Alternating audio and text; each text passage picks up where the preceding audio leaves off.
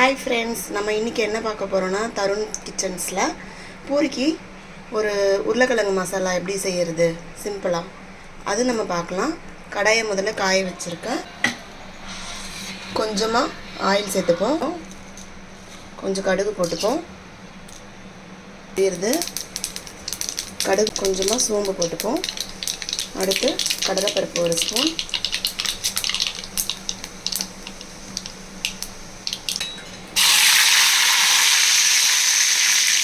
கருவேப்பிலை,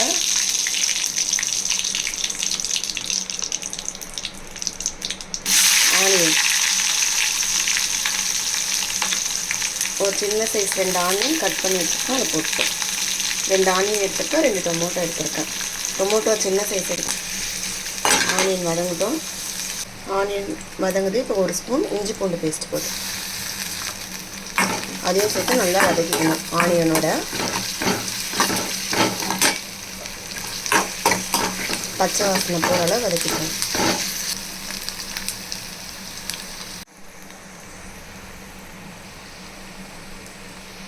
அடுத்து பச்சை மிளகாய் சேர்த்துப்போம்.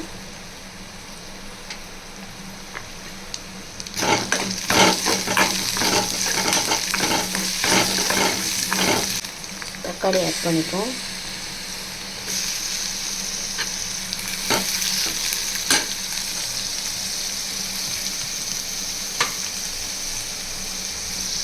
வதங்கத்துக்கு தேவையான அளவு கொஞ்சம் உப்பு சேர்த்துப்போம்.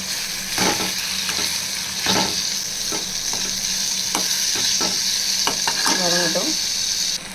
தக்காளி வெங்காயம் நல்லா வதங்கிடுச்சு. அடுத்து நம்ம ஒரு 1/4 ஸ்பூன் மஞ்சள் பொடி சேர்த்துப்போம்.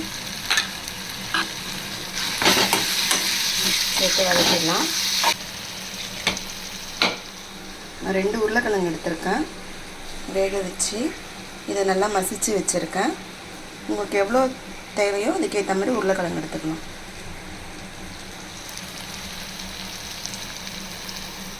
இது கூட நீங்கள் பச்சை பட்டாணியாக வேக வச்சுக்கலாம், ஆட் பண்ணிக்கலாம். நான் உருளைக்கிழங்கு இருந்ததுனால உருளைக்கிழங்கு மட்டும் எடுத்துக்கிறேன்.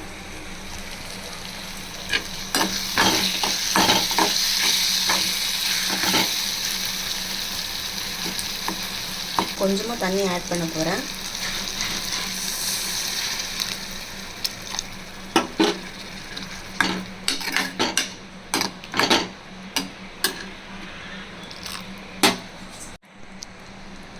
இப்போ பார்த்தீங்கன்னா நான் கொஞ்சமாக இதில் மிளகாய் பொடி ஆட் பண்ண போகிறேன். பச்சை மிளகாய் நிறைய சேர்த்துருக்கோம், இருந்தாலும் லைட்டாக ரொம்ப ஆட் பண்ண வேண்டாம், கொஞ்சம் போதும் காரத்துக்கு.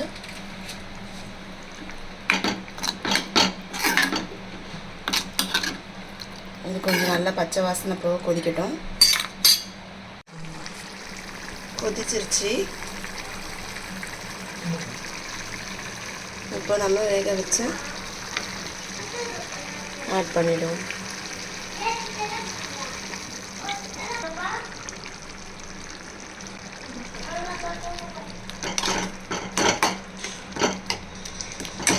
கிளறி விட்டுருங்க, அவ்வளோதான். இது கூட பச்சை பட்டாணி ஆட் பண்ணிங்கன்னா நல்லாயிருக்கும்.